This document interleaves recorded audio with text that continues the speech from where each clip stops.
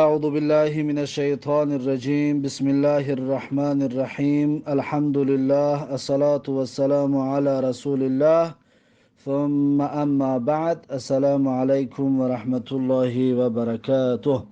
خب امام نووی رحمه الله در کتاب ریاض الصالحینش میگوید که باب تحریم لباس الحريري على الرجال، یعنی باب در مسئله حرام بودن پوشیدن حریر برای مردها. ابریشم، لباسی که از ابریشم است، پوشیدنش برای مردها حرام است. و تحریم جلوسهم علیه، و حرام است برای مردها نشستنشان بر بالای ابریشم. حتی پوشیدن هم نباشد برای استفاده، برای که در بالاش بشیند هم حرام است برای مرد، نباید در بالاش بشیند. و استنادهم الیه، حتی تکیه کردن بر لباس ابریشم حرام است. جایز نیست که مرد بر لباس ابریشم تکیه بکند. و جواز لباسه للنساء، و جایز بودن پوشیدن لباس ابریشم برای زنها، اما برای زنها حلال است، جایز است و درست است که لباس ابریشم را استفاده برند و بپوشند. خب اکنون در این باب امام نووی رحمه الله برای ما چند حدیث را تقدیم میکند. اولا حدیث 803 کتاب ریاض الصالحین. عن عمر بن الخطاب رضی الله عنه قال، یعنی که از عمر بن خطاب رضی الله عنه روایت است که گفت قال رسول الله صلی الله علیه و سلم، میگه رسول الله صلی الله علیه و سلم گفتند که لا تلبسوا الحریر، یعنی نپوشید شما لباس حریر را، پوشاکه حریر را نپوشید و استفاده نبرید. فإن من لبسه، اینجا مخصوص کی است؟ مردا هست، مخصوص مردا هست.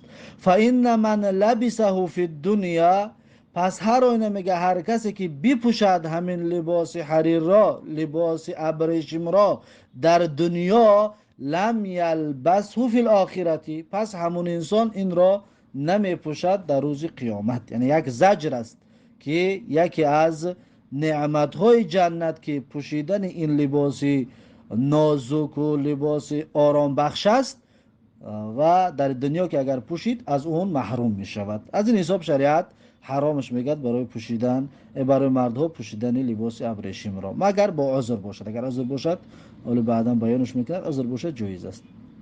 متفق علیه، که این حدیث متفق علیه است، یعنی که برای مردها پوشیدن لباس ابریشم حرام است و نباید بپوشد. بعد از این حدیث 804 و عنه قال، یعنی که از عمر ابن خطاب رضی الله عنه روایت است که گفت سمعت رسول الله صلی الله علیه و سلم یقول، حضرت عمر میگوید شنیدم پیغمبر صلی الله علیه و سلم رو که میگوید انما یلبس الحریر من لا خلاق له، یعنی که هر آینه یا انما فقط و فقط یا تنها یلبس الحریر من میپوشد حریر را شخصی که لا خلاق له، یعنی که اون شخص حق در روز قیامت ندارد. و لا خلاق له یعنی که بهره در روز قیامت نمیبرد دیگر از حریر، یا که حق دیگر در روز قیامت براش نمیماند. یعنی همین انسانی که حق برای خودش نمیگذارد برای روز قیامت، پس این چیکار میکند؟ این حریر در دنیا بپوشد، همین مرد. و فی روایت للبخاری، و در روایتی که از بخاری آمده است گفته است که من لا خلاق له فی الاخرتی، یعنی کسی که حق دیگر در روز آخرت ندارد، در روز قیامت ندارد. او بالاگوش در روز قیامت نگفته بود، در این حدیث روایت دیگر در روز قیامت رو گفت. خب این بود حدیث 804، حدیث متفق علیه است.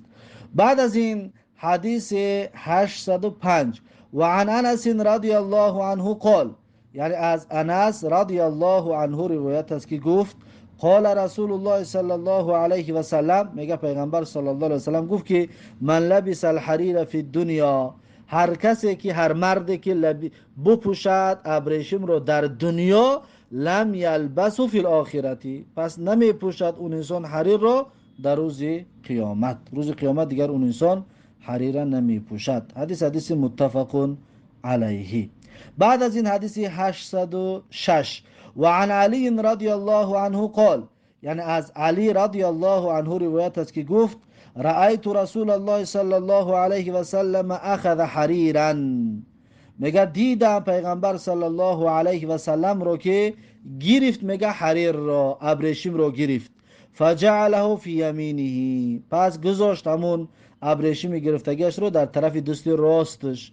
و ذهبا، و پیغمبر صلی الله علیه و سلم میگه باز گرفت طلا را. فجعل فی شماله، پس گذاشت میگه همون طلا را در طرف دست چپش. ثم قال، پس پیغمبر صلی الله علیه و سلم گفت که این هذین حرام علی ذکور امتی، گفت هر آینه هر دی همین، یعنی ابریشم با طلا حرام است برای استفاده بردنشون برای ذکور امتی، یعنی برای مردهای امت من حرام است. پس انا همین حدیث است که حدیث بالا را خاص گردانید. فهمو؟ ما در بالا میگیم لا تلبسوا الحریر، گفت پیغمبر نپوشید، یا پیغمبر گفت که هر کسی که حریر میپوشد، خلاصا معین نکرد. از کجا فهمیدیم فقط مردا است؟ با موافقی همین حدیث. فهمو؟ این حدیث معین کرد که این حرام بودنی ابریشم برای مردها است، نه برای زنها. زیرا پیغمبر گفت نهادین حرامون، هر آینه ابریشم و طلا حرام است استفاده بریش، برای کی؟ علی ذکور امتی، بر مردهای امتم حرام است، اما برای زنها چی؟ جایز است. رواه ابو داود به اسناد حسن، این حدیث را ابو داود با اسناد حسن روایت کرده است. خب باز حدیث بعدیش حدیث 807 وعن ابي موسى الاشعري رضي الله عنه ان رسول الله صلى الله عليه وسلم قال، از ابو موسی اشعری رضی الله عنه روایت از هر آینه پیغمبر صلی الله علیه و سلم گفت حرم لباس الحریر و الذهب علی ذکور امتی، حرام گردانده شدگی از پوشیدن ابریشم و طلا، استفاده بردن طلا علی ذکور امتی، بر مردان امتم. و احل لاناثهم، ببینید با تصریح صریح آوردش، و احل لاناثهم، یعنی حلال گردانده شدگی از استفاده بردن حریر و ذهب، طلا برای زنهای امتی من. پس زنها میتوانند که ابریشم رو استفاده برند، میتوانند که طلا را استفاده ببرند. این حدیث هم تخصیص کننده اون سه حدیث اولی خوندگیمون است که اونجا در عام گفت پوشیدن حریر حرام است. رواه الترمذی و قال حدیث حسن صحیح، این حدیث ترمذی روایت کرده گیای و گفته است که حدیث حسن و صحیح می باشد. خب بعد از این حدیث 808 و عن حذیفه رضی الله عنه قال، یعنی که از حذیفه رضی الله عنه روایت است که گفت نهانا النبی صلی الله علیه و سلم ان نشرب فی آنیه الذهب والفضه، یعنی باز داشت ما را پیغمبر صلی الله علیه و سلم این که بنوشیم در ظرفای طلایی و نقرگین، طلا و نقره را در نوشیدن، در طعام خوری، و ان ناکل فیها، و بخوریم در اون طعام رو. پیغمبر منع کرده از خوردن طعام در طلا و نقره. و عن لبس الحریر و دیباجی، و همچنین میگه پیغمبر صلی الله علیه و سلم منع کرده از پوشیدن حریر و دیباج، یعنی که ابریشم حریر، ابریشمی که تنک است، دیباج ابریشمی که قفس است. خلاص اما ابریشم پیغمبر صلی الله علیه و سلم پوشیدن ابریشم رو منع کرد. اکنون اینجا دقت بتین، خوردن در ظرفای طلایی و نقرگی یا نوشیدن در طلا و نقره برای زن و مرد حرام است، استفاده بردنش جایز نیست، نه برای مرد نه برای زن. اما پوشیدن ابریشم برای مرد حرام است، برای زن حلال است. فهمو؟ اما طلا و نقره استفاده بریش، یعنی که مثلا گردن بند و دست بند و چله و این چیزا استفاده بردن طلا جایز است. فهمو؟ جایز است. اما برای مرد طلا جایز نیست. اما نقره باشد برای مرد و زن استفاده بردن غیر خوردن و نوشیدن جایز است. نقره برای مرد و زن جایز است، میشود که استفادهش برن.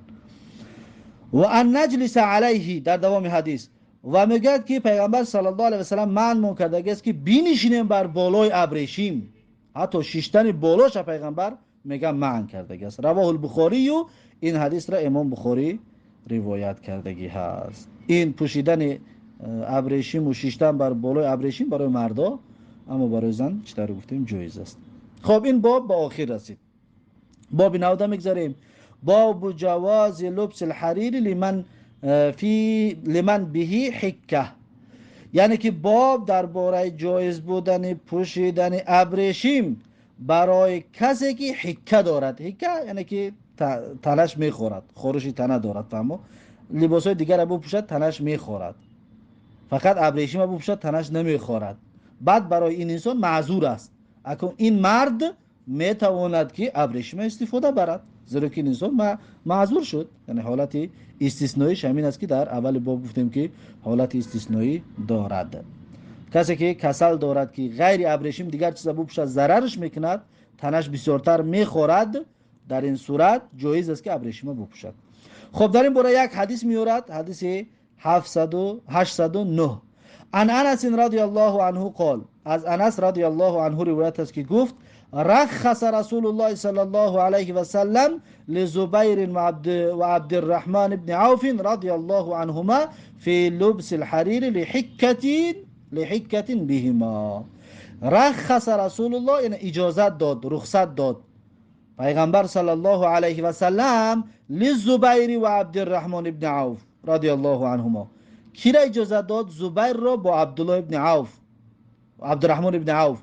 زبیر را با عبدالرحمن ابن عوف پیغمبر صلی الله علیه و سلم اجازت داد فی لبس الحریری، برای پوشیدن ابریشم، که این دو کس ابریشم را بپوشد. چرا؟ لحکة بهما، به سبب خارشی که در بدنشان داشت.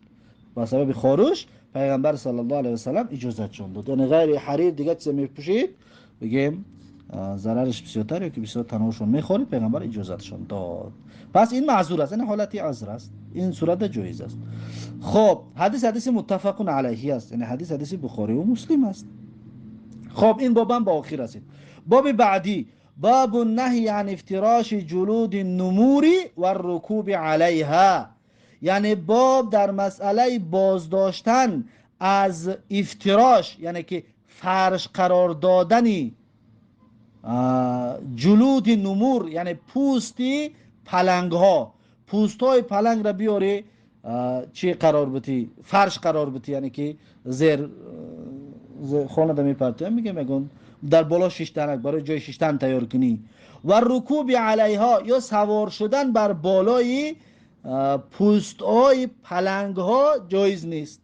یعنی چی؟ یعنی اگه مثلا اسب دارد، خر دارد، برای اسب خرش بگیم ایامون پوست پلنگ یگان بالای اسبش داد، برای شیشتنش یگان چی تیار میکند، اونم جایز نیست استفادهش برد.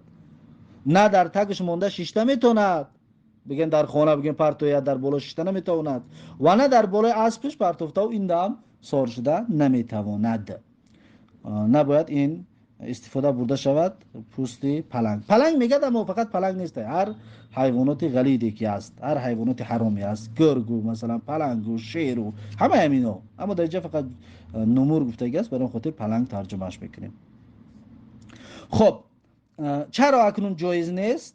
خب در آخر باب بعد میگیم که چرا جایز نیست، چرا پیغمبر منع کرده است. خب حدیثی در این باره تقریبا 2 حدیث میارد. حدیث اولش حدیث 810 عن معاویه رضی الله عنه قال، یعنی که از معاویه رضی الله عنه روایت است که گفت قال رسول الله صلی الله علیه و سلم، میگه پیغمبر صلی الله علیه و سلم گفت که لا ترکبوا الخز ولا النمار.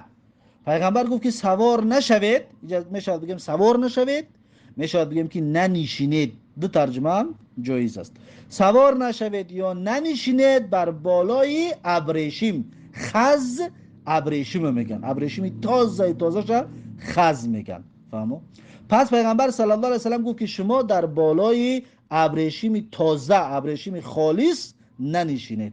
ولن نماره، و همچنین شما ننشینید در بالای پوست پلنگ ها. نمار پوست پلنگ میگن، بر بالای پوست پلنگ هم ننشینید یا سوار نشوید بر بالای پوست پلنگ. معنی است شیشتن و سوار شدن. حدیث حسن رواه ابو داود و غیره باسناد حسن. حدیث حسن است، ابو داود و غیر ابو داود به اسناد حسن روایت کرده هستند این حدیث را. بعد از این حدیث 811 و عن ابی الملیح عن ابیه رضی الله عنه ان رسول الله صلی الله علیه و سلم نهى عن جلود السباع. میگد که از ابی ملیح از پدرش رضی الله عنه روایت میکند. ابی ملیح از پدرش روایت میکند ان رسول الله صلی الله علیه و سلم، هر آنه میگه پیغمبر صلی الله علیه و سلم نهى عن جلود السباع، یعنی باز داشت پیغمبر صلی الله علیه و سلم از نشستن یا سوار شدن بر بالای پوست های درنده ها، سباع. پیشتر بابا گفتیم که پلنگ میگه، برام خود پلنگ میگیم، اما اینجا در همه حیوانات حرام در نظر دارد، همه درنده ها را در نظر دارد. با موافق همین حدیث گفتیم اون گپ را، فهمو؟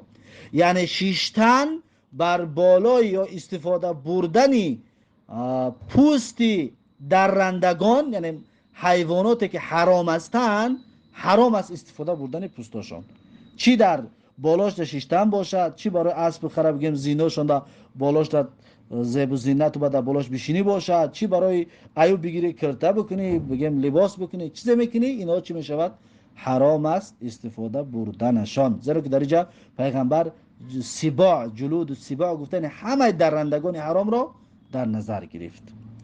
خب اما اگر حلال باشد، بگیم چیزایی که حلال هستند اونها را پوست استفاده بردن حرام است. مثلا گاوه، مثلا گوسفند، بز، چیزایی که حلال هستند، سیده، اینا را پوستش میشود میگیری، بگیم دباغت میتی که میگیری اون حکم شرعی باشد، بالاش سادش دیگه طاهر باشد، یعنی ذبحش کرده باشی، یا اگر مردش باشد دباغتش میتی، بعد از اون میتونه کی استفاده بریش، در بالاش بشینید یا لباس از اون قرار بتید، این صورت جایز است. اما این درندگان رو نه، جایز نیست. رواه ابو داود و ترمذی و نسائی به اسانید صحاح. میگه که این حدیث را ابو داود و ترمذی و نسائی با اسنادهای صحیح روایت کرده هستند، با اسنادهای صحیح روایت کرده هستند. اکنون در آخرش میگه فی روایت الترمذی، در یک روایت از امام ترمذی آمده است که نهى عن جلود السباع ان تفترش، یعنی که باز داشت، منع کرد پیغمبر صلی الله علیه و سلم از پوست درندگان که فرش قرارش بدی، یعنی بیاری و بگه برای بجای قالین و بجای اون چیزی که در زیر میپرتوی میشینی، بگم کرپاچه و بجای این قرار دادن پوست درندگان را رسول الله منع کردگی هست. خب اکنون سبب منع بودنش چی است؟ چرا منع کرد؟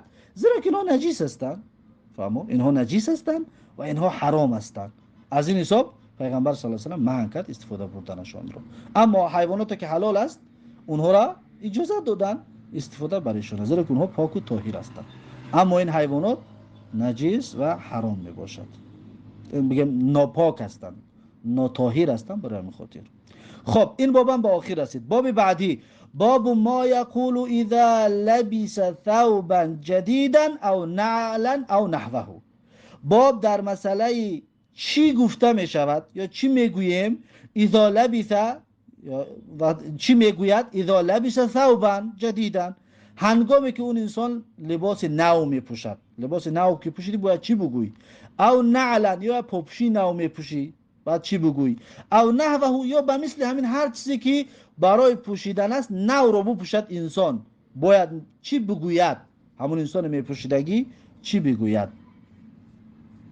خب در این باره یک حدیث میارد، حدیث 812 عن ابی سعید الخدری رضی الله عنه قال، یعنی که از ابو سعید خدری رضی الله عنه روایت است که گفت کان رسول الله صلی الله علیه و سلم، میگه بود پیغمبر صلی الله علیه و سلم اذا استجد ثوبا، هنگامی که پیغمبر میپوشید یک لباس نو را، رسول الله وقتی لباس نو میپوشید سماه باسمه، یعنی نام میبرد پیغمبر صلی الله علیه و سلم نام انا همون لباسش را، مثلا امامه باشد سله، یا قمیص باشد پیراهن، او ردا یا ردا باشد، یقولو بعد میگفت اللهم لك الحمد انت کسوتنیه، یعنی که ای بار الها لك الحمد، حمد و ثنا از تو است، انت کسوتنیه، یعنی تو ای الله پوشاندی برای من این لباس را.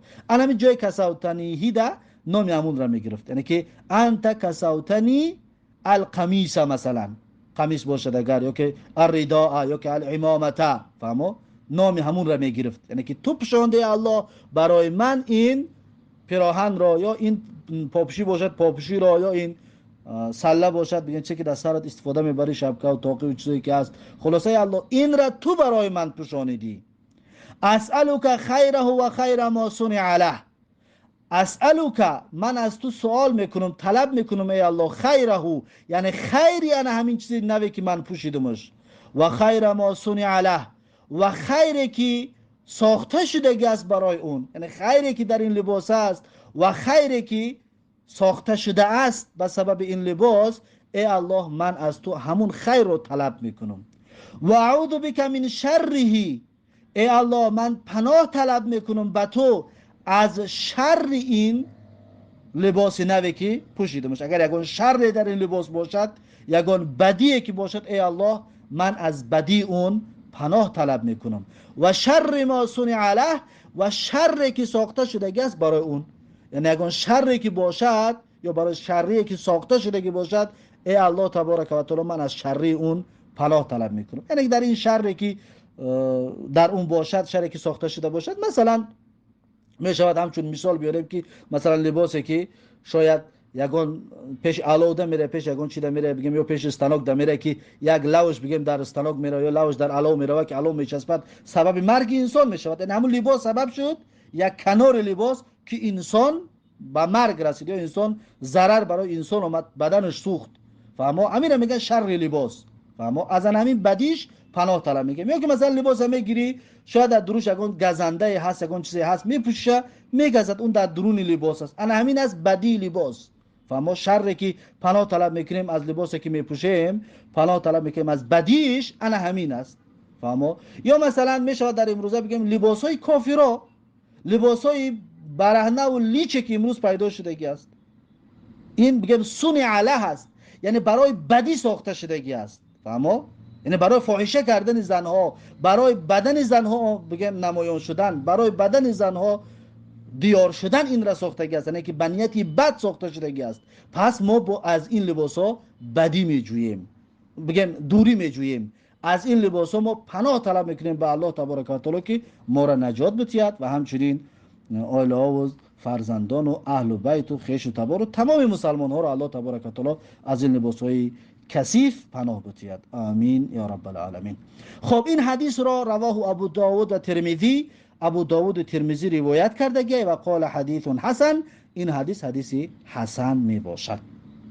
خب بعد از این آخرین باب کتاب ادب، آخرین باب کتاب لباس، معذرت ادب نه لباس، آخرین بابش بابی چی است؟ باب استحباب الابتداء بالیمین فی اللباس، یعنی باب در مسئله مستحب بودن پوشیدن، ابتدا کردن، شروع کردن، آغاز کردن پوشیدن لباس بالیمینی به طرف راست، فی لباس نه در لباس، در لباس پوشی ما باید به طرف راست شروع کنیم، یعنی اول دست راست را باندازیم، یا اول پای راست را پاپوشی باشد، پای راست را شیم باشد، بروک باشد، اول پای راست را باید باندازیم، یعنی از پای راست باید شروع بکنیم.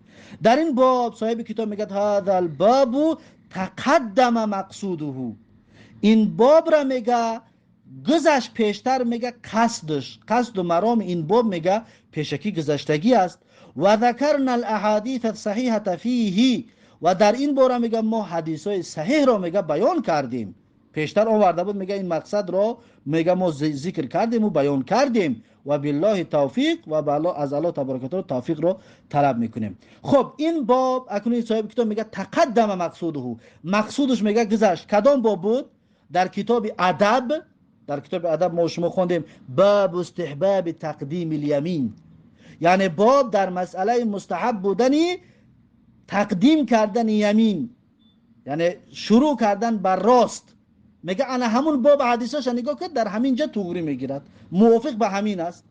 پس اون باب را در کتاب ادب خوانده بودیم، یا حدیثای از 720، از حدیثای رقم 720 تا 726 در زیر باب استحباب تقدیم یمین هست. میتونید با اون حدیثا باز همچون تکرارن یک مراجعه دیگر بکنید. خب با همین کتاب لباس با فضل و بزرگی الله الحمدلله به آخر رسید. کتاب لباس را هم همچنین به آخر رساندیم و این بود درس امروزمون. درس آیندهمون انشاءالله کتاب آداب النوم و الاضطجاع هست. یعنی کتاب نو رو شروع میکنیم در مسئله آداب خواب کردن، چه ذکرها و چه دعاها و چه طور خواب کردن و خلاصه وقتاش و کدام وقت خوب و خلاصه این چیزها را بیان میکند. و الاضطجاع و همچنین پهلو زدن و به طرف و کدام طرف موقعی خواب کنیم و در کجا پهلو زدن ممکن است و در کجا نیست و چی طور. خلاصه در این مسئله ها ان شاء الله درس آینده شروع می شود صحبتامون در کتاب آداب خواب کردن و پهلو زدن ان شاء الله و با کمک الله تبارک و تعالی. پس این بود درس امروزمون. درس امروزه به همین با آخر رسید و تا درس آینده الله حافظ و مددگار. بارک الله فیکم و السلام علیکم و رحمت الله و برکاته.